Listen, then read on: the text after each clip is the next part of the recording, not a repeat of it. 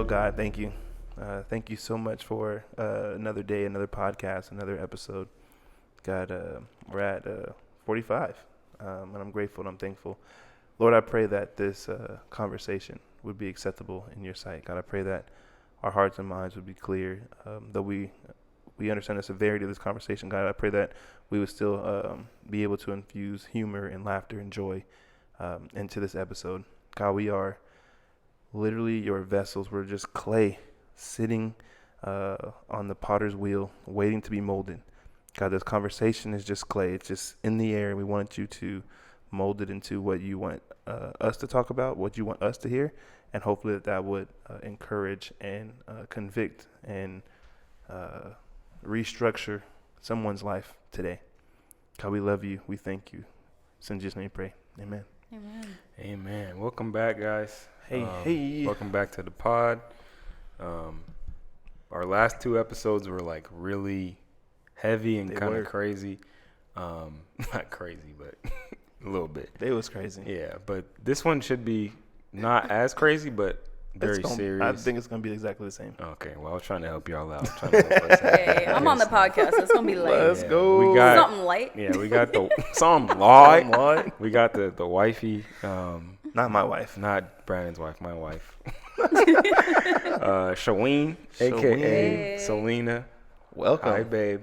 Hi. Welcome back. That's such a nice voice. Yeah. It sounds like it's a good time in your headphones when Shaween's on there. So appreciate you being here. Appreciate you weighing in, putting in your two mites. Yeah. Thanks for letting me jump in. I mean, you kind of commandeered it, but it's all good. You kind of said that. I'm getting You guys definitely invited me, but it's fine. Mm-hmm. I guess so. Selyna is our unofficial executive producer. Yes, if you guys didn't know, she does a lot for us. She's always like, why are you guys doing like this? You should do like this. Like, she's the reason why we started doing episodes on the couch, in the room. She's the reason why we're here right now. We're in a new location in our kitchen. Yeah. On the bar, on the counter. You know, and it's nice. I'm not gonna lie. This is nice. Different. It took a while to set up, but we made it work. But we did make it work. Hopefully, it works for you guys watching. If you're listening, it's no different for you. You're just, They're like, I can hear it. It's different. Where are they at? No, it's all the same. Yeah. So, before we get into our main topic, I could not ignore the loss of a really great human. Great guy. He's done a lot for the culture, especially African American culture. Chadwick Boseman passed away of colon cancer at 43 years old. All right. 2020 is just claiming bodies, man. It's just taking everybody from us, man. And the crazy thing I thought about is that people are experiencing death like from COVID itself, and then like to experience like death of celebrities, not just random like regular celebrities. I'm not saying like no one, like some people's life don't matter, but there are some people who are not really contributing to like the well-being of humanity. Some people are not out here like trying to make the world a better place, but then you have people who were doing that like through their work, through their purpose. And Chadwick was one of them dudes, man. Like I'm talking about E-Bombay. Like you just I mean, you just there's nowhere. Like, it became a culture. It became it literally became like a signal of like hope and goodness in the world, even through a movie, like a science fiction movie like that gave us like a whole entire like swag as a people, as Black people, just like Wakanda forever, like. But like educated more. Black people, like, not like your regular drug dealer. Or you're a slave or whatever. Yeah. And I mean, even beyond, Black Panther, I mean, 42 is a great movie. Oh my gosh. Thurgood Marshall was great. Yeah. Get On Up was really good. Get On Up. What's interesting though? So he did, from what I read, he did all those movies and like in between shooting would go do chemo. Yeah, it was for 4 years. He's been for 4 every years. movie he's made that we've been way. big. He was going through chemo. And it like blows my mind because we were talking about it today, but like he silently dealt with that. He did not come out and say I'm sick. No one knew until my dude died. I'm telling you, and that's what I'm trying to process now. Just like, how did you do all that with colon cancer, going to chemo, and even like people like talking mess about how you look and your appearance, and like you just it's whatever, just keep on walking in your purpose, and you see something like that, and you're just kind of like, I'm not doing nothing with my life. Like, if he can endure colon cancer and going through chemo and shoot like 3 of the biggest films that black people have in our culture right now, bro, what am I doing with my life? Yeah, man. I mean, the fact that he would like go see kids in the hospital who had cancer while he was dealing with his own, like, and just I watched a ton of interviews that he did. He just understood like what the weight of what he was doing, like the value and what it meant. Like he had a he wasn't just making a movie to get paid. Like he was like, this is serious. This is bigger than just like, he goes, there's so many roles that I did not want to do that I got offered because it didn't fit what like I want, what my purpose is, like what I'm trying to do. And so I just appreciated his life. I don't know if he was saved. I really hope he was. Man, be nice to see him in heaven. Yeah. With a Black Panther suit on. Yo. He just welcomes everybody. Yeah, man. I mean, yeah, man. So it's just like, it sucks, man. It's just been another one, you know. LeBron said to lose the Black Panther and the Black Mamba in the same year. That's crazy. It's just wild. I mean, you talk about like emotionally drained for the African American culture, the African American people. Well, and then you add on all the other things. Yeah, that's what I'm talking about. You like add on all the everything unrest. else, you're just kind of like, okay, God, what are you doing? Yeah, we just need to chat. I feel like, I don't know. God's like, you guys better get ready. I'm coming. Like this might be, you know, to lose Ravi Zacharias. Dude. Tim Keller has cancer. about His is responding well. Was what he tweeted recently this weekend. He said it's the tumor is shrinking. His pancreatic cancer. But it's just like, yo, like what are you doing up there, bro? Like what's coming? One thing I saw that I really liked was that Kenny Smith, I don't know if you guys know Kenny, he's from TNT. He's an NBA player, former NBA player. And he said, I'm glad that 2020 has come. As much horrible stuff that's happened, it's made us all like appreciate each other.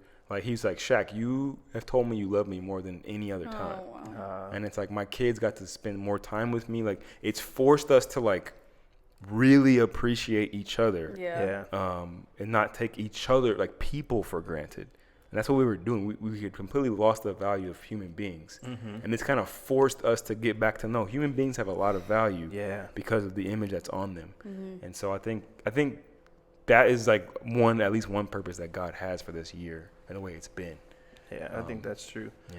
I was even I was reading in the book of Luke, and like Jesus says in Luke 13, I think it's 12 or 13, Jesus says that he didn't come to like bring peace to the world, but he came to like divide, bring a sword to divide father against son, against mother, all this stuff. But like before he says that, he says like the time is coming where like the world is gonna burn up, and he says like, for me, I wish it was already happening. Jesus is like, I wish it was already burning, and I'm just like, dang. And but we hear that and we're like thinking, no, we don't want to lose this. What we have. And he's like, y'all don't understand. You have no clue. God for you, bro. How much more is out here? Like we look at that's why I'm so glad about what we're talking about. We look at these 80 years that we have on this planet, and like we think that that's something. And then you try to compare that to like God and like what's to come in eternity. Like, shoot, man, I'm trying to get through with these 80 as fast as possible. Like, I remember even when I was a kid, I was like, I can't wait for Jesus to come back after I'm married and I have kids. And I do this. And I do that. And I do that. And you're like, you don't want Jesus to come. You don't want me. You don't want me. You don't want me. You want to live on earth. And then you get like a year like 2020, and you're like, yeah, God, this would be a Christmas. Come on, come through. This would be a great gift, a great time for you to come through. Like, yeah, I do believe that there are things I still want to do, but like, I don't mind being in eternity with God. Like, I don't mind it happening. I don't want to die at the same time, but I don't really mind. Like, if Jesus came back and like the rapture happened and all that kind of stuff. You just want to take you up, right? Like, just take me. Like, it's like just twinkling in the eye. Just twinkle me. Twinkle me, man. Twinkle me, man. So to get into our topic, man, God is something else, man. Like guys, I'm telling you, every week we're like literally after this is over, we're gonna be like, I don't know what we're doing next week. That's literally what happens. But every single time, because this is God's podcast, he always comes through with a topic. So He does. My wife, I got to give her all the credit. That's why she's on the podcast. It's because she, after we got home from church, which was fire, Pastor Carl's sermon was crazy. I don't even know how you found this video. It was Francis Chan's last sermon that he preached before he moved to China. And we had watched one that when he was in China. I had already seen that one. It was really good. And then she just found this other one, and she played. We were watching on the TV, and it just rocked me. Tears, man. Tears. Rocked me. Not thug tears, like baby crying Yeah. tears. Like, God, Yeah. I'm sorry. I'm sorry. Yeah, I've learned. I preached on Friday, and I've learned to not give too much credit to Francis. Yeah. Not to the human. He is an image of God, and he was just fulfilling his purpose. But the artist that made the image is what gets the credit. Yeah. So God spoke. No, for real. And he's been speaking. This is why, like, even right now, this is like really passionate for all of us because we're like, dang, God, week after week after week, I keep telling myself, okay, when do I go back to the time when I'm just like a regular Christian? Like, when do I get to go back to the time when I'm just like when AV was meeting and like this was like Friday night was the only thing I like looked forward to because like it challenged me, but not enough to like make huge changes in my life. But now I'm like, okay, God, I don't think I'm ready for what you have for me. Like even right now, like I'm speaking and you got like people moving to China. Yeah. Like radical change. Leaving their mega church. God-sized. So y'all pray for me. Yeah, I'm gonna play a clip from it. It's about 3 minutes, and this is what the episode's called. So when you see the episode, this is where we got it from. This is crazy. And telling people, making disciples of people who've never heard of Jesus. I can't, it's just very different. It's very different than what I'm doing here. I tell people, it's kind of like, in San Francisco, because I live out there. Everyone's a foodie, like everyone's like tearing apart who has the best, enchilada, who has the best Chinese food, who has the best, and everyone just is kind of snobby with their food. And I kind of got into that too. I'd get in arguments with my wife, like, how could you call Panda Express Chinese food? Like, that doesn't make any sense. Like, that's not real, And so we'll have these talks and this and that. But about a year ago, I was in Africa, which I go often, but this time there was just a sea of people in this camp, thousands of people, and that are just no home, nothing to eat. And I hear this scream, like this screech, like right when I drove up, and you see this woman just yelling, like it's terrifying when you hear a scream. Like, I've never heard a scream like this. And as I walk over to see, I see her son laying there lifeless on the ground. But he's like a skeleton where you're going, how could he have even survived this long? That does not look like it could ever walk. That doesn't, it's like, it's just skin and bone. And she is going nuts. And you just think, man, what if I got here yesterday? Or what if I had figured out a way or worked harder just to get food to him? And then you're seeing this sea of people, and we're trying to calculate how much it would cost to feed each person. And, okay, 12 cents. Well, okay, but there's this many thousand. How many can we keep alive for how many days? And you start calculating, thinking of these things. It's hard to go back to San Francisco and be a foodie when you realize, no, people just want some food.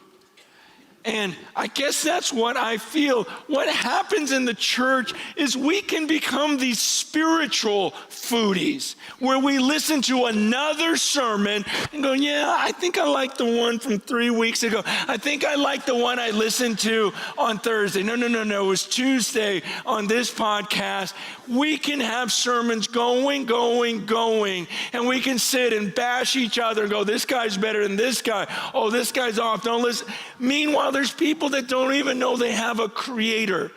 So it's very hard for me to be here and just, let me give another sermon and be a little bit more creative so I can be better than that last one or this guy or different in this way, to people who can hear sermons all day long when I go, They've never even heard the name. The name.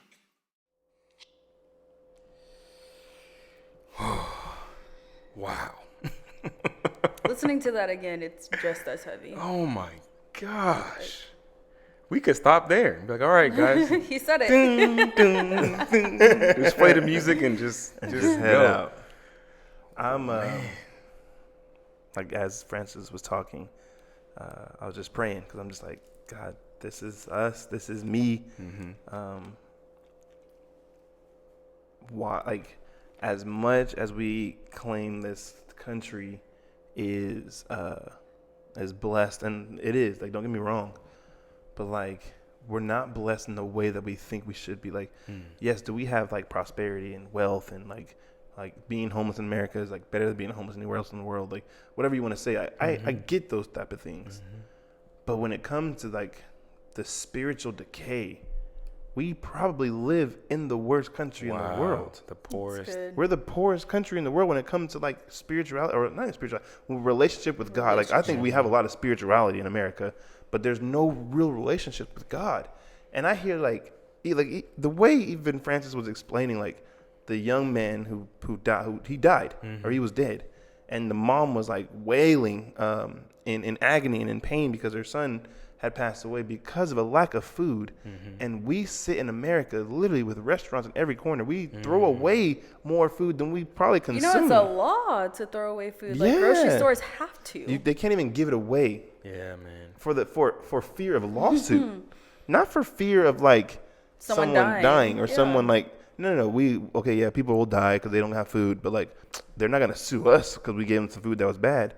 Fam, people are dying, like breathing their last breath, and for some reason we think that like that we have the greatest country in the world when we don't even give away the things we throw away. Like, what's wrong with us? Like, how do we become like this? And like, what has to change? Because I think this is another thing Francis Chan is just showing me, showing all of us. Like, sermons aren't designed to keep you spiritually fed. Like, that's not the purpose of a sermon. Like, for whatever reason, we come to church and we're just like, oh man, can't wait to hear from God. Okay, cool. You hear from God. You're supposed to like act after that, not just like store up knowledge. Somebody else can go. Well, I'm just saying, and also hearing from God, you're not just supposed to hear from God on Sunday. Like, it's not one day. Exactly. This is a lifestyle. Like, you are supposed to do this every day. You're rocking with God every day, not just on Sunday when I hear the sermon, and then right when I leave the building, it's back to life as normal. Life as normal. Yeah, I've heard it. A friend of mine from our old church, Jason McGinsey, he would always say, like, we get spiritually fat. And we're just like spiritually obese. I love that. Yeah. Which instead, what we're supposed to do, if I've received this food, I'm not supposed to eat it all. I'm supposed to take what I need and then take the rest of it and share with people who don't have it. Yeah. Right? Like, spiritually. Like, there's literally a practical application of this, which is like, yeah, America's freaking wasting food. People are starving, physically, literally starving. We're not meeting people's physical needs. Yeah. That is true. But then you add to that this spiritual, like, I was disgusted with myself after this, because I just preached on Friday, right? And I spent an entire week like trying to basically cook up this gourmet sermon. Like, how can I make this? What illustration can I use for this? I can use this story. I can insert this here. I need it to be impactful. But also, if I'm honest, I need it to be impressive. Yeah. I need people to go, wow. Okay. I never saw that before. Wow. Like, they can't have already heard this, God. It needs to be like new and different. Like, otherwise it'd be boring. And it's like, as if the Bible's like changing every day. Like, God just like adding new insight into it's like, what is the point? It's none. What is the point of giving this to people who already have God? Right. They're already saved. Who are obese, if we're being honest. Yes. Like, in our churches, folks have been eating the good for a long time without exercising any of it. They ain't missing. Like, they haven't put like a lot of calories. I'm saying they. We. I haven't actually worked out like probably 98% of the sermons I've heard. I probably haven't even acted upon them. Yeah. Like I've heard them and they're like, oh man, that was convicting. And then I leave and I'm just like, well, let's find something else to do. Let me go play video games. Let me go try to like duplicate this sermon. Mm-hmm. Like that's been my mentality as well. So I think that what we like have to start to usher in is like you hear a sermon and like with that like confidence, with that passion that built up in you, what needs to happen is like you need to use that passion right there in the moment. Like you need to say, okay, what can I do right now? Number one, to solidify this moment in my mind. Mm-hmm. Like what altar can I build to God and say, look, this is when the Lord spoke to me with this. So that you, number one, don't forget. And then number two, like do an action that went along with that sermon. Like don't just like hear the sermon, say how dope it was, and then tell your friends how dope it was, like we just did, and then like literally never do anything after that. Yeah. Because you still fall in the same category of becoming a foodie. Yeah. So we're gonna take a quick break, and then we're gonna come back and like really go into this. Oh yeah. Okay. Here we go. Hey, what's up, guys? Hey. This is a commercial for Preacher's Hour. Gotta pay the bills. Yeah, our Patreon, guys. So we talked about it a little bit in some episodes, but this is the actual commercial for it. So we have a Patreon. They have a website as well as an app that you can get. And we have 2 tiers on our Patreon. If you know how Patreon works, if you watch other YouTubers, everyone has it. My brother has one.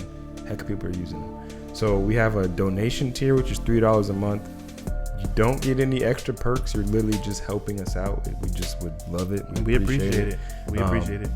And then we have a $5 a month tier, and that one you would get access to our YouTube live that we will do. So we're gonna start doing. We did an Instagram live before. We're gonna start doing YouTube lives, and they'll only be for our $5 a month Patreons.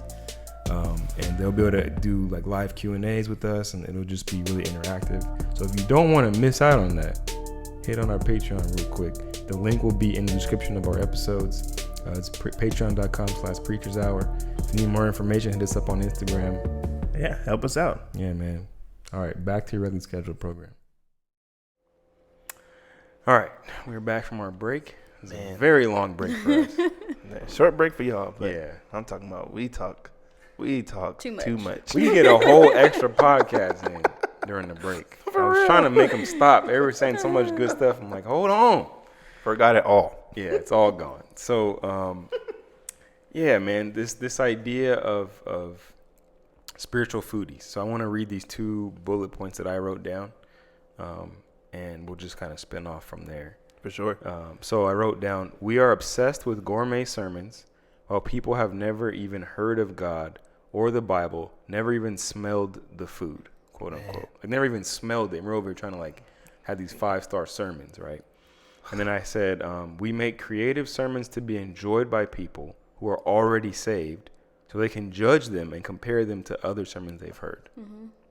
Like that's what so I want to ask this question, and we've talked about this a lot.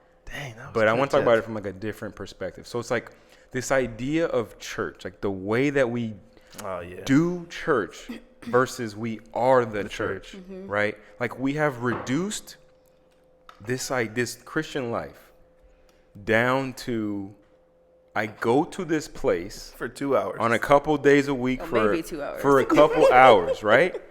I go to the whole point of me going is to hear a sermon, and then once that's done, we do a couple other things, and then that's it. Yeah, and that was me being a good Christian and doing church.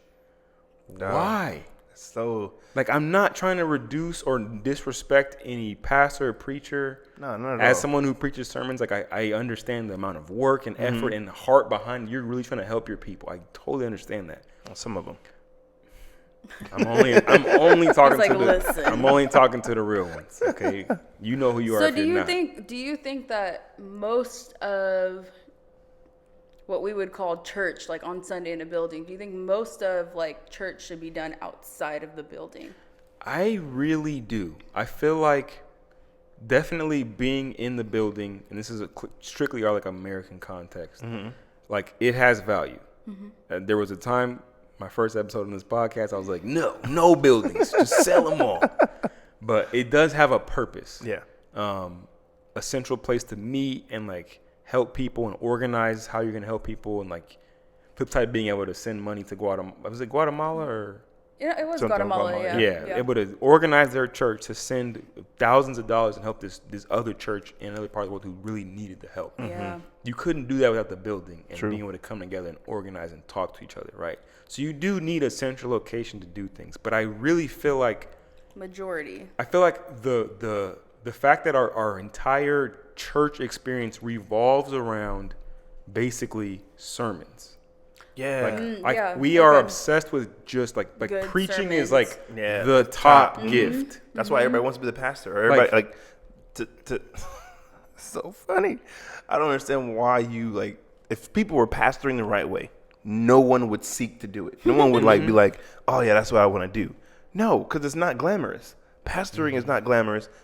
Preaching is not even glamorous. Like, we have made it. Be. Yeah. I'm saying we got these gourmet 5-star chefs, preachers out here, including all of us. Yeah. And you like we are obsessed with like, I need to make my whole focus of my Christian walk is preparing sermons and delivering sermons. Yes. And you have to look at it from the other point though. That's like, what I let's say wanna that's not, but you're looking at me being a consumer. Yeah, that's what I want to hear from as well. I want to hear great sermons. Yes. I want to I'm trying to consume as much as I can. So it's not just on the pastor in a sense of like that. Like, but I would I guess the question to the consumer would be, why?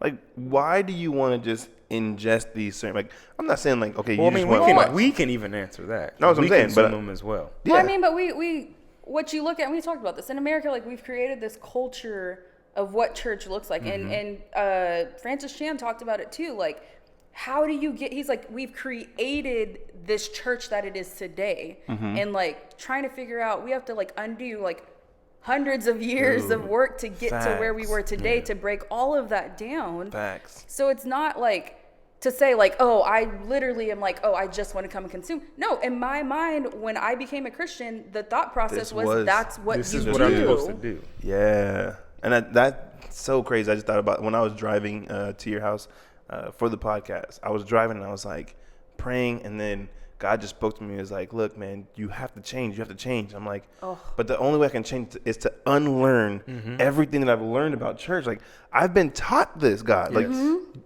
it's not easy to, like, I think it's easier to learn than to unlearn. Oh, absolutely. Oh, my gosh. Like, Absolutely. I'm like, I can't get past the fact that I keep spiritualizing everything of the Bible. Like, I spiritualize, like, nothing in the Bible to me right now is practical. Like, it's all like, okay, don't get me wrong. I do believe there's all spiritual portions to everything in the Bible. But I keep seeing it as like, oh, this is not for right now. This is for later.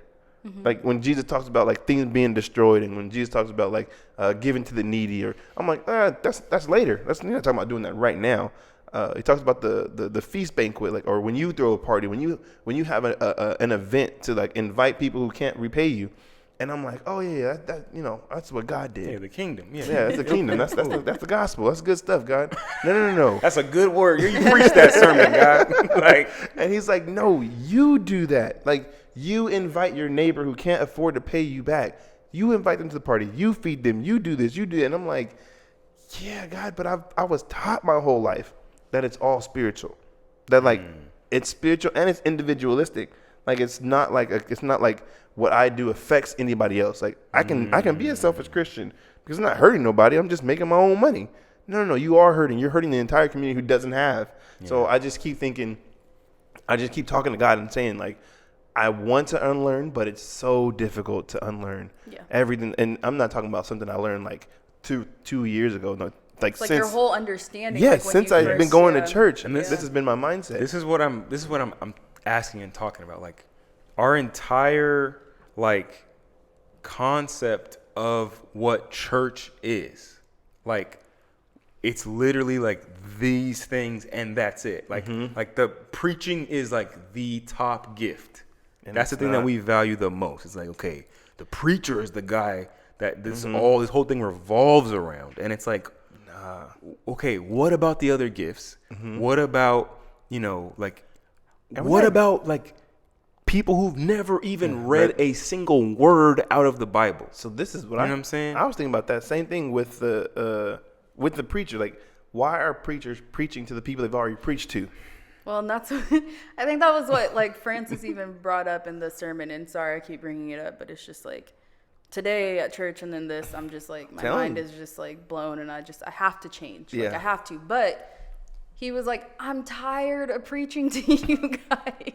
And to hear that, I'm like, dang, that's rude. But then it's like, he's like, no, there are people out here who really have never heard the gospel, who have never heard. And we keep coming back to you guys. You guys have heard. Yes. Yeah. Like, what else do you want me to tell you? What else do you want me to do for you? You just want me to keep entertaining you. And like, I feel like preachers need to get to the point where they say, no, I'm done entertaining you. Like every sermon I'm preaching here is going to be about fire and brimstone. Like in the church, I'm going to talk about, okay, if you're not ready, this is going to happen, which I thought was really crazy in Luke chapter 13. Jesus literally talks about the 12 or 13, but Jesus is talking about like being prepared for when the master comes back. And he talks about like these different type of servants. And you're just like, okay, cool. What I didn't realize is like these servants have to be a part of the master's household.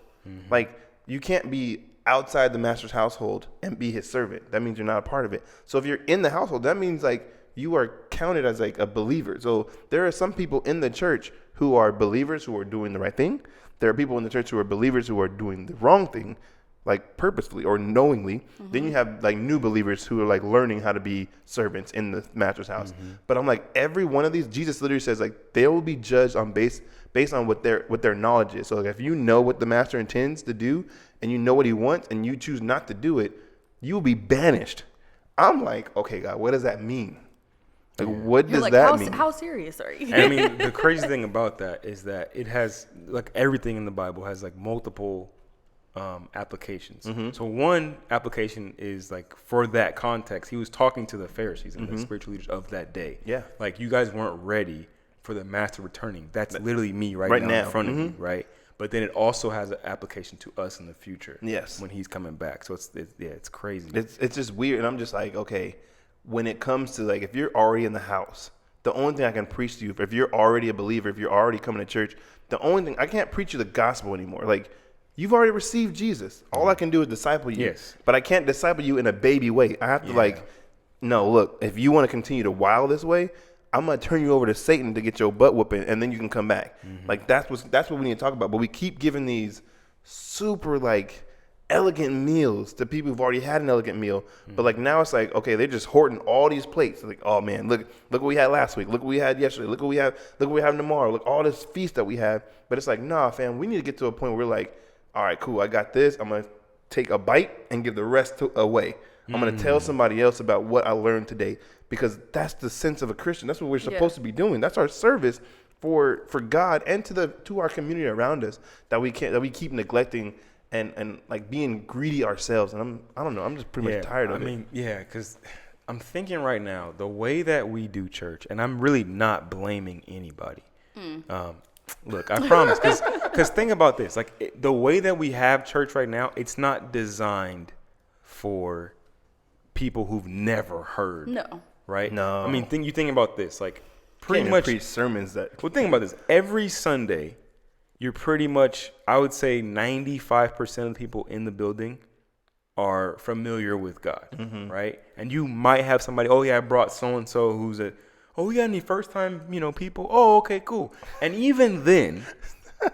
Most of those people, they've gone to church before. Yeah. They're like new in town, or they're visiting their family members or whatever, or like they're just trying a new church. But it's not they're like totally, completely unfamiliar. And let's just so most of our church is designed. I would say in the U.S. That's what I mean by our. Yeah. Like the way we do church right now is designed for people who are at the very least have been exposed. I'm not saying there's nobody in America who's never heard it.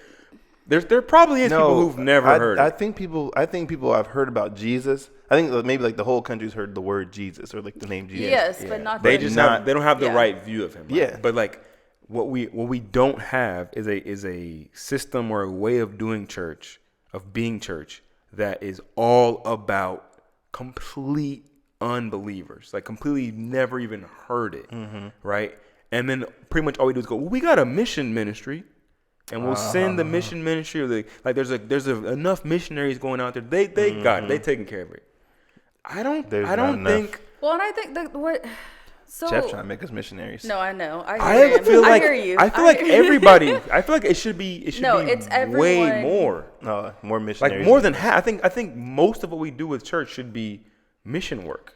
I really believe that. But everyone should be That's involved in it, though. That's what I mean. Like instead of having, I feel like 95% of the church's time together is with believers. That's it. Yeah, and I feel like it should be the opposite. That's exactly that's my point. I feel like the way we do church should be flipped, where it's like we spend 5% of our time here together, and the rest of it is like doing mission work. Like we gotta go find people who do not know this stuff. Because even I thought about, and I said this I think on our last podcast about the community of people who didn't have homes, like on the edge of the freeway, on the 168 in Peach, and I'm like, who even like thinks about these people? Like, what church is thinking about, hey, we should go over there and spend time with these homeless people because they don't get the gospel. They don't get the gospel the way that we get the gospel, and they could just be sitting there just waiting to be told, do you know you were created by God? Like, they probably never heard that. You know what I'm saying? Like, we keep thinking, and not to say me, I keep thinking that it's super spiritual. Like, I keep thinking, okay, no, there's got to be like a spiritual, like God just wants me to pray for them. God wants me to take them some food and just pray for them and then walk away. No, God wants me to sit with them. Spend time with them. Know their names, know their stories the same way Jesus did. You know what I'm saying? Like, Jesus didn't just like heal and bounce. Like, he was like, all right, cool. Like, who are you? Oh, and I have compassion for you. I'm going to feed you. I'm going to do this. And I'm going to walk and I'm going to preach. Like, nowhere Jesus went, he just did a miracle and didn't preach. Every miracle is backed up or foregoes an actual sermon. So he's like, I'm going to give you this sign to show you that God is real. But I also want you to know, like, this is in which way he's working. This is what he's doing. This is who I am. And we have to do that same thing. We have to be the person that says, all right, I'm going to go and do it. Even though here's the crazy thing. I literally just thought about this. I bet you most of Jesus' sermons were not at synagogues. Oh, so think about this. He's not, most of the time, he's not preaching to people who already know. Yeah. Like, he's not, talking to people who are familiar. He's probably mostly talking to homeless people. He's talking to people who are lepers, who are outside of this thing. Like, but we are the opposite. We spend all of our time in the synagogue talking to people, debating, talking about theology, talking about all this who's, like he said in the sermon. The foodies, man. Like, we're guilty of this. We're talking about who's off and who's not and worrying about American gospel and all this. And, like, worrying about, like, oh, you can't listen to this guy. Or this guy's better. You should hear this sermon. You should hear. Okay, we're over here just chefs meals in the kitchen just talking about cooking and meals. People are freaking starving outside. I had this vision as you were speaking. It's literally like, since we're recording in a kitchen, but like I thought about like a restaurant and all like the top chef Ramsay, and that's the only one I know, but Bobby Flay. Yeah, all the top chefs are literally at a restaurant, like in this restaurant cooking. They're all like making these fire meals, and like every chef is like, oh, that's dope. I like what you did there.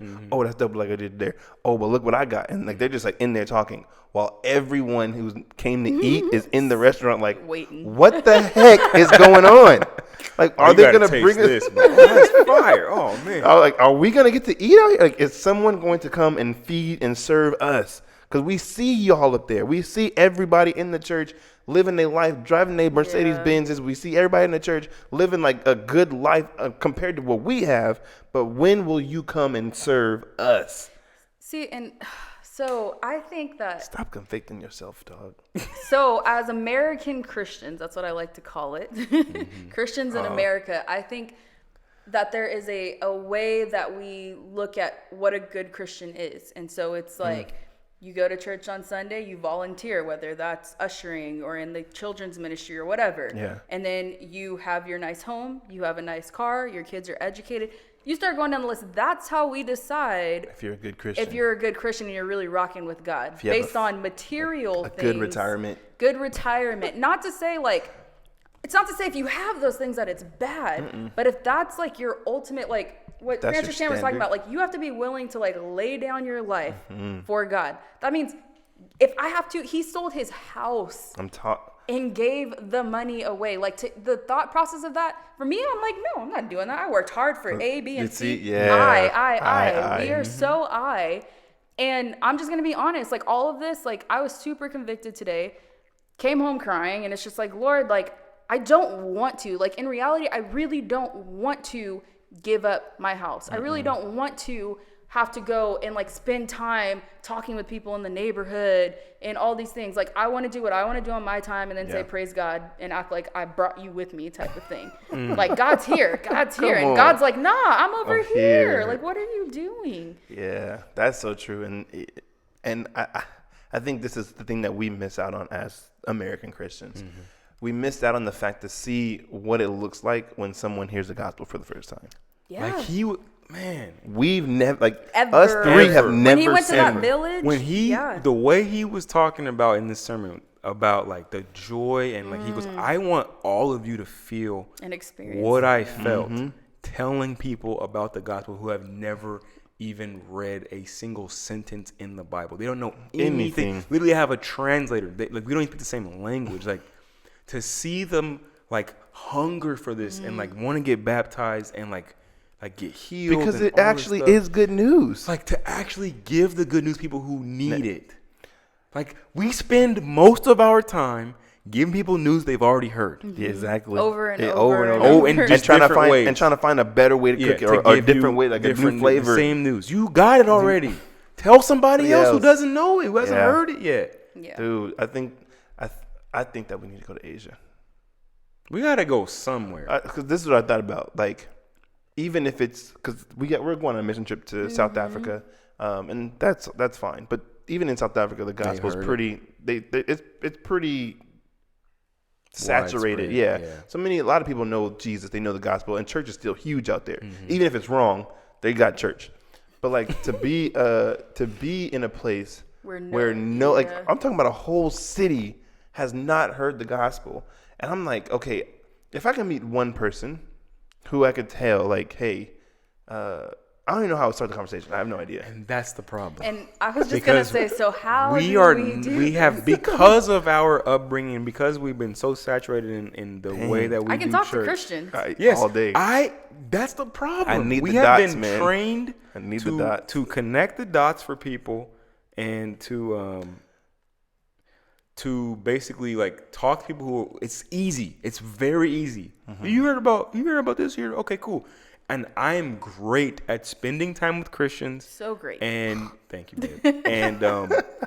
and just I am really good at like blowing your mind with something that you didn't know. You didn't see you didn't maybe see. I'm gonna making connections in the Bible. Like, oh, that's crazy. Oh, like I have not accomplished anything for the kingdom, in my opinion. Not really. Because I have not taken this brand new concept of God creating you and loving you and dying for you and wanting a relationship and saving you.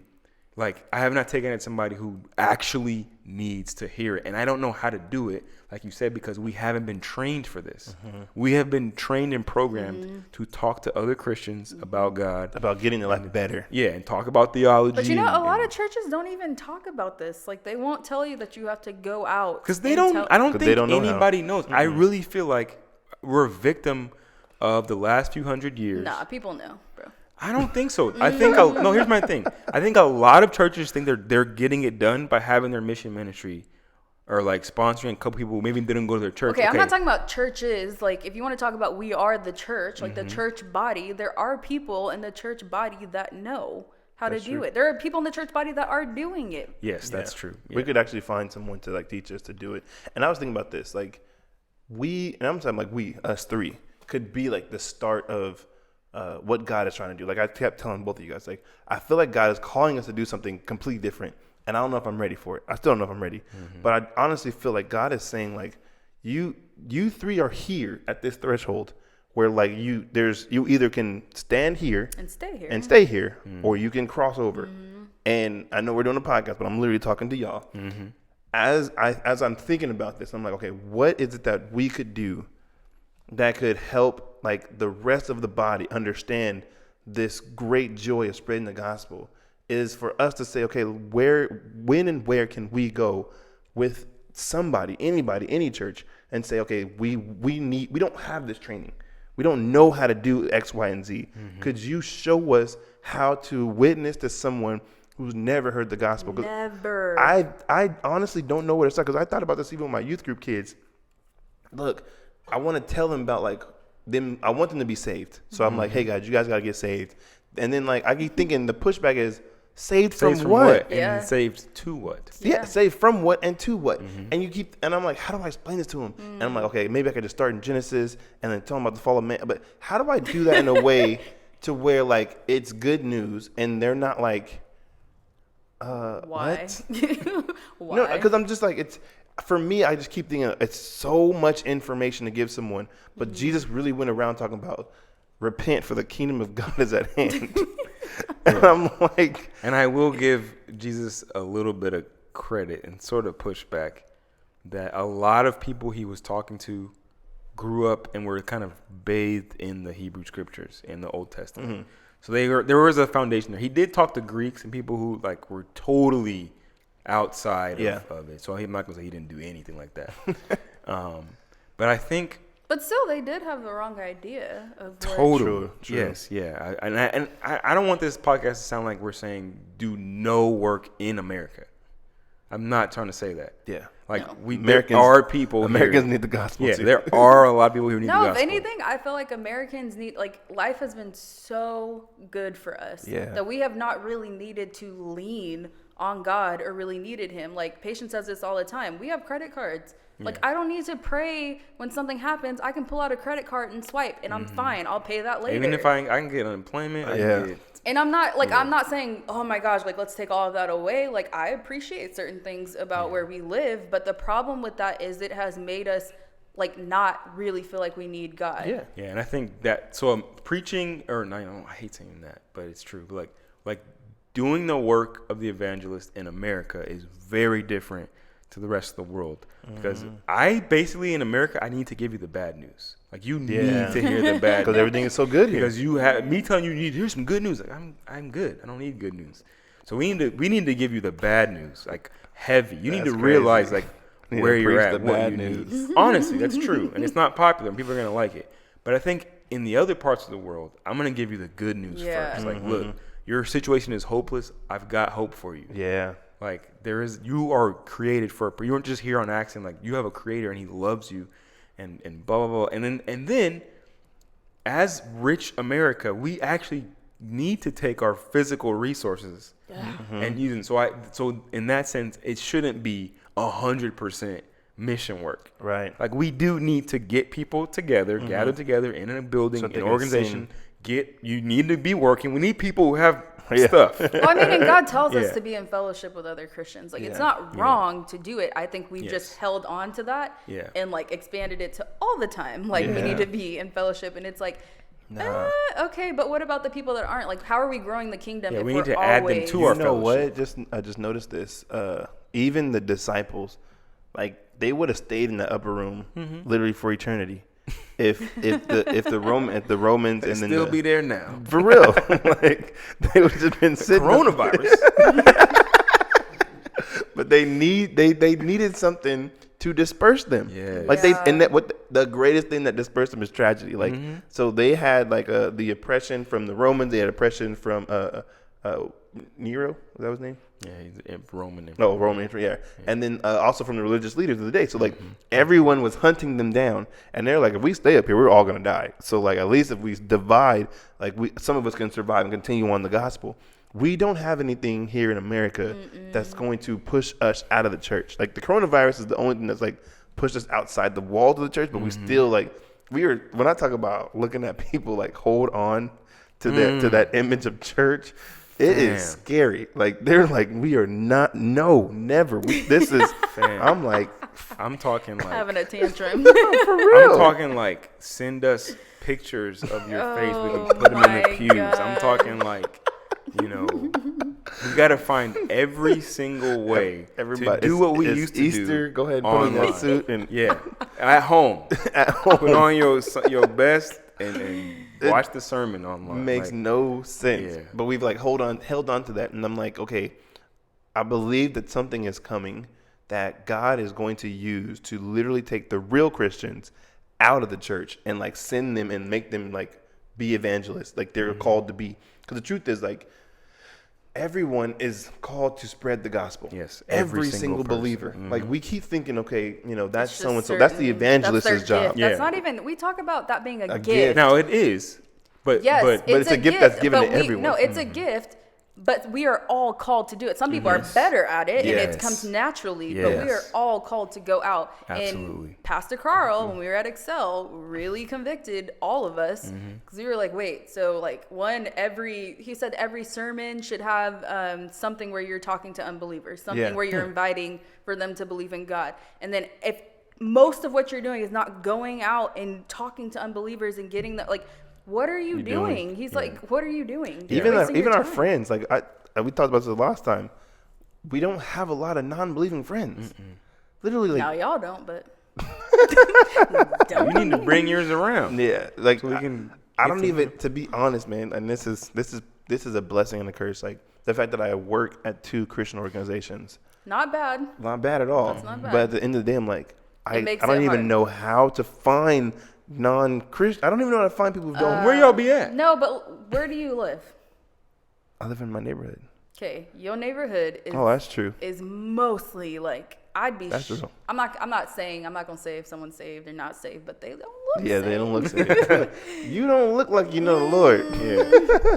But no, I think that so I is think somewhere. God put you in a place where most of your neighborhood is not saved, but your job, you're around a whole Christians bunch of all the time. But even like to say, like, man, like inviting them, which is another thing. I thought about that banquet. Like, I should literally have a barbecue at my house and then just invite all my neighbors. Like, what's stopping me from doing that? Like, there's well, and it shouldn't just be you by yourself. Like, right, we as the church. Oh yeah, you guys are buying the food. And I figured this thing out. Wait, hold up. Like, we should be there, and that is an opportunity for us to, like, not just like do it, but practice. Like, okay, how do I get used to like talking to people who don't know about Jesus? How do you even bring it up? Like we got to figure this out. We have to learn this because like we cannot go back. After hearing this sermon, no, there's no way. Like we can't there's just no way. Be like, all right, well, we don't know how to do it, so we're going to keep doing what we've been doing. I feel like I'm going to be so miserable if I do not change something from today. The way I saw Francis, right? The way you saw how much joy and energy that dude had. There was when he said he came back to the United States, it was like it was just like again. What? Why am I? God, please. And the fact that him and his wife were like, his wife was like, why? Like, we are so happy, but this is like after they sold their house, like they are not living probably in the nicest area. Like they are out in villages where people like they are doing some really and they were in a place that was like hostile. Like the translator said that you know, before you came, I was here. They literally tried to kill me. I had to run. They had knives in their. And he was like, he didn't tell him that until after he preached his sermon. And he goes, the stuff that you were saying, like I was afraid to translate it, but I translated it word. I said exactly what you told me to say. Yep. And you know, people got saved this time, but like they were in like hostile places, and it's like you hear about that. And to be the happiest you've ever been, like it's just like that to me is just so bizarre because I'm like I'm living very comfortably. Like, but imagine like that. Even the comfortability that we have. It's not our purpose. It's not our purpose, but we don't feel the joy in that. No, but that's what I'm saying. Like we're not satisfied. Like, if anything, it makes me more stressed. Like I gotta keep this up. Like, But imagine living. Imagine like doing what you've been created to do. Oh my gosh! Like imagine fulfilling your purpose. It's so scary though. Like, it is. Like it's trying to start terrifying. a family, like with the us, thought of like going so radical for me is like it's going to be hard. But I know like I just hear God when we were at church on Sunday, like today, I just heard God like. You have to change before you have your children. You have to change. Dang. And I was just like, oh shoot, like you're right. Like you are so right. Like we were talking to my husband about it, but like I have to, like I want my kids in bed at a certain time and I want to do A, B, and C and all these things. And are those bad things? No, they're not. But does it have anything to do with God's purpose? No, it doesn't. It's what I want. It's what the world has told me. That's what a good mother does. And then it's like everything that God's like even putting in my head of doing and like getting so like involved in ministry. And if my kids are up till 10 and we're out doing ministry, then they're up till 10. And he's like, so what? Yeah. I mean, imagine the type of trust that they will have. Yeah. When you like show them God, not tell them about like. No, it's like you're great gonna to see it, and tell you're gonna your experience kid, but when it. you like, it's just totally different. Like even for me, like my parents were great as far as like telling us the gospel, but we didn't get to see it a whole lot. Like my dad was really good at it, like, because he always brought like people in who didn't have homes or didn't, so he was like really good in that area. But a lot of areas like there wasn't a lot. But when I saw like my Uncle Howard, this dude like lived the gospel, like lived it out. I'm talking about we'd be at the grocery store and he'd be talking to the clerk. Yeah, it's a good day. Hey, do you know Jesus? And I'd just be like, dog, right now? Dude, there's there's a whole line of people. And then he would just start talking, and then she'd be like, well, I went to church. He's like, no, that's not what I asked you. Like, do you know of Jesus? And you know what he came for? And she's like, no. And he'd be like, okay, what time do you get off work? And I'm like, this dude is serious. And he would literally have a full blown like conversation. And if it didn't end, if he couldn't like get them to talk about Jesus for a long enough time, he was like, here's my card. If you want, we can go to the restaurant right down here, and I'll meet you like right after your shit is over. And I'm like, dude, you ain't even talk to your wife about like not coming home after work or like not. And he was like, this is more important. Like, she might be upset, but this is more. If this woman left and died, her soul is eternally damned. And that's what Francis was when he says like, I've got to be willing to lose my life for Jesus' sake, then I will gain it. Yeah. But it's like that goes over my children, my wife, my husband, like whatever you put. Even when he said it, it made me feel weird. Well, he said I'd rather my kids see me dying for the gospel than trying to save my life. Like that is mind people blowing. would hear that and they'd be like, oh, that's no. That's that whole like Jesus, now take my body and eat it and drink my blood. And they're like, no, we out. Nah, you ain't making no more bread. We out. No more fish sandwiches. Nah, we can't do that. Because the idea is, this is so radical. This is so insane. It is. That like, if I choose to do this, not only will like I think I'm crazy, but like everybody. My mom and dad would be like, "What? Oh, for real? You're moving where? You're giving up what to do? What with the who?" And imagine if like you were to do it in the next like 2 years. They would literally say, you just bought a house. Your minds. You just got this, and you just see. We knew y'all should have stayed at the church. Y'all went to that crazy church and patient and just messed y'all up. I don't know. I just feel like if God's telling you to do something, I always say this, like, if God's telling us to do something, He's not telling you. So I don't expect you to understand what God is telling me to do. And I don't how can I sit here and worry about your opinion when He never talked to you? Yeah, you got to figure out what He's telling you to do. What are you talking about? Like, and then I even think about like, dang, that's like, real. Francis said, our lives, can you guys hear me better? Yeah. Our lives should not match up with an unbeliever's life. So if you are a Christian and I put your life next to an unbeliever's life, it should not look the same. He's like, you should not have an ordinary life. As a Christian, you should not have an ordinary life. How many of us have an ordinary life and our lives match up so much with unbelievers? There's nothing different except for you probably Sunday. Go to church. Yeah, you go to church on Sunday. Yeah, that's it. But the actual lifestyle looks exactly the same. Same. It's just, what do you do on your Sunday morning? Oh, I go to church, and then I do the same thing that the unbeliever is doing. And we always think like, as long as I'm not doing like evil, then like okay, I'm doing. This is the same thing the world thinks. Yep. They think that okay, I'm a good person. And that's what I'm saying. They need the bad news. We need the bad news too. This was bad news for us. Yeah, and we needed it. Yeah, but it has to shape us, y'all. Like for real. Like I'm at a moment in my life where I'm just like, I'm gonna go home. Yeah. I'm gonna talk to my wife and just be like, babe, if God asks we're moving to Brazil. I'll be like, look, if God like asks us to do something crazy, like just say yes. Just say yes. Like and I think I know my wife is already ready. She's been like, she's been on this hype about like Spain. And that's the only thing is like, if God doesn't call us to Spain, like she's gonna be like, I don't know about that. So my life in my life right now, I'm saying, okay, look, number one, Jessica and I need to get on the same page. Like we just got to be like, okay, if the Lord calls us to do something, are we ready to do it? Like just in our own hearts, not like physically, but in our minds, we're ready to say yes. if we can get to that point, then it's okay. Are we like okay looking like fools to the world and to our friends, like to do this and say like we believe that God called us to do this? Because one thing we have to remember that we talked about a long time ago is that success is obedience. We just like it doesn't make any sense for us to be like, well, what if you go there and you only save one soul?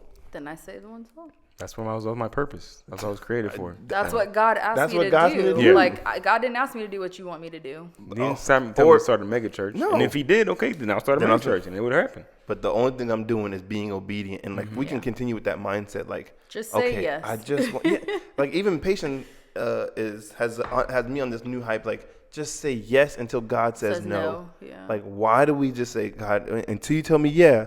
The whole Bible is telling you yes. Like the only thing is no is like sin.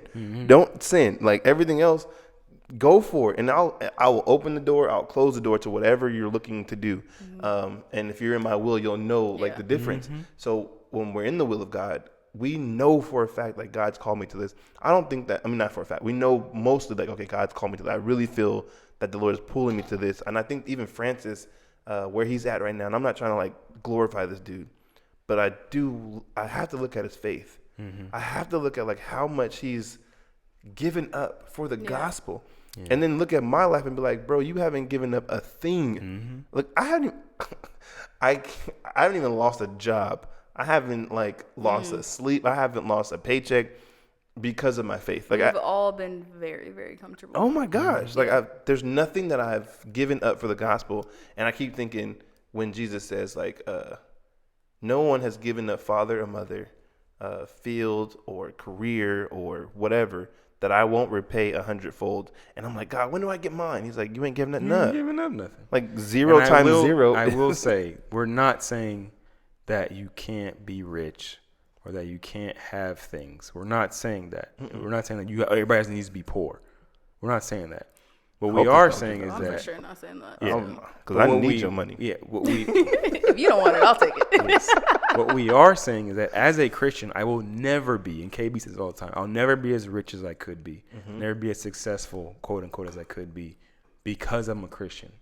So I have to give away a lot because of my faith and what I believe. I can't be greedy. I could do some things and I could get to like be a millionaire, billionaire, whatever. I could, but not as a Christian. I can't do that. No. I mean, or if God blessed me to get there, what am I doing with it? Like why he didn't give it to me for me to have them myself and buy a million yachts and whatever.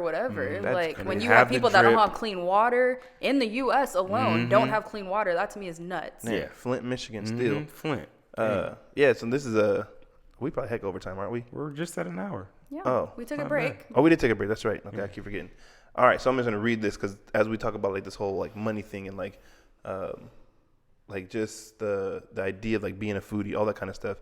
This scripture in Luke chapter 12 just really messed me up, and I want to share it with you guys. Luke chapter 12 verse 16, it says, then he told them a story. Jesus told them a story. A rich man had a fertile farm that produced a fine crop. He said to himself, what should I do? I don't have enough room to store all my crops. Then he said, I know what I'll do. I'll tear down my old barns and build bigger ones. Then I'll have enough room to store all my wheat and other goods. And I'll sit back and say to myself, self, you have done enough. You have enough stored for years to come. Now take it easy, eat, drink, and be merry. Verse 20. But God said to him, you fool, you will die this very night. Then who will get everything that you worked for? And I thought about like, okay, as Jeff just said, like our whole understanding of like money and like wanting to be rich and wanting to like being rich, there's nothing wrong with being rich at all. But the problem with being rich is like wanting to be rich for you. Like you want to be rich so you can store it up so that you can. That's the wrong way to think because you're self-centered. You're thinking about you. Now you can be rich, but if you're going to be rich, like it says in I think 2 Corinthians, Paul is telling the rich people like make sure that you give to those who don't have. Like if anyone is among you without and you have more than enough, the reason you have more than enough is to show the love of God. It's not for you to have. If I have like a whole bunch of money and Josiah needs to pay rent and I have like $6,000 left over, or even $1,000. It's like I need to give him something because I have more than I need. So if I'm not going to like use the money to help my fellow man, my fellow sister, whatever, then I'm in the wrong. And then also this goes into the whole like foodie thing. The sermons that we hear, the sermons that we are digesting and not even digesting, just ingesting, they are not just for us. They're not just for us to have the wisdom and to go around talking about how dope of how much knowledge we have or how dope we are because we can connect dots from Genesis to Revelation. The reason that you hear sermons, especially if you're in America, the reason you hear a sermon is to take that understanding and help someone else understand. But we don't do that, especially someone who's like not a part of our circle. Like we'll use stuff like that and we'll say like, oh man, look what the Lord told me, in order to make ourselves good, and then like kind of like just like, you know, say the Lord's name so that it seems like God gave it to you, or you have this super connection with the Lord. And that's the wrong way to look at it, because also it's again self-centered. And we have to be God-centered in order to make like anything to work. The only thing I liked about my sermon on Friday, especially as we're going through all this today, was, you know, every decision I make should be about, does God get glory from this? Amen. And that's it. Because the rest of that sermon was all for people who don't need it, basically. I mean, if you were a non-believer and you heard my sermon, you'd be like, what the heck is this? What am I? Yeah, what is this? And that's just not good enough. I love that. Because I'm literally like every time that I hear it, I'm just like, God, I want to preach the right way now. Like, every sermon has to be evangelistic in some way, shape, or form. Like, not even every sermon, every conversation that we have. I was going to say, it's not just on preaching. It's not about to say, like, we're limiting it to preaching. It's our problem because we think that's the pinnacle of church, is preaching. Our whole lives should just be God-centered. Everything that I do, giving glory to God? Is it giving glory to God? And if we posture ourselves in that way, I truly believe like we will see the miracles of God. I truly believe that God will like bring people who are ready to hear his word, because he's the one that's doing the drawing. Like we're just saying what he's telling us to say, but the action of a person coming into your presence, that's not you. That's not by accident or by chance. That's God orchestrating a moment in time where you get to share his gospel with someone who doesn't know it. But I think God will trust you more. He'll trust you with more if you are God-centered in everything that you do, and you're actually living this life. With little, I'll make you give you more, much. Rule over much. We always complain and say we don't, like, God can give me bigger things. I even said that to Brandon. I was like, Lord, like, I'm ready. Give me something big. And he's like, but you haven't even done with the little that I gave you. And it's like, oh yeah. What are you doing with it, man? What are you doing with it? Are you just in the kitchen cooking for yourself? Cooking for your friends who already know how to cook? Man. Or are you going to be a type of person or already have food in their house? Just cooking. Well, before we end, I want to tell you guys, I'm really going to work on it, but I am a no person. I will say no so quick. Yes does not come out of my mouth, and then I'll think about it. But I want to start saying yes, and then, like, you know what I mean? Just say yes until God closes that door. Amen. Yeah. Amen. I'm glad you said on the podcast, too, because we can always record it. Babe, I'm going to play this for So, actually. Screen record just this part. Yeah, man. So, thank you guys for listening. We would love to get some feedback on this. Thoughts on this. Do we sound totally off? Let us know. We don't care, because we're going to go.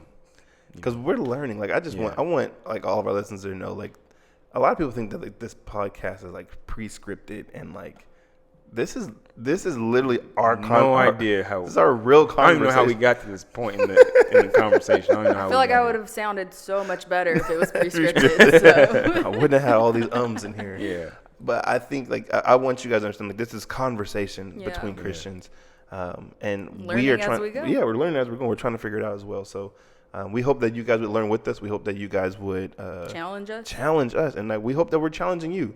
Our whole hope and goal for this podcast is that people would use it and use what we talk about to continue to spread the gospel and to be encouraged and convicted if you're not doing it. So, amen. Love y'all, and we will see you guys on the next one. Thank you guys for having me. Thanks, babe. See you on the next one.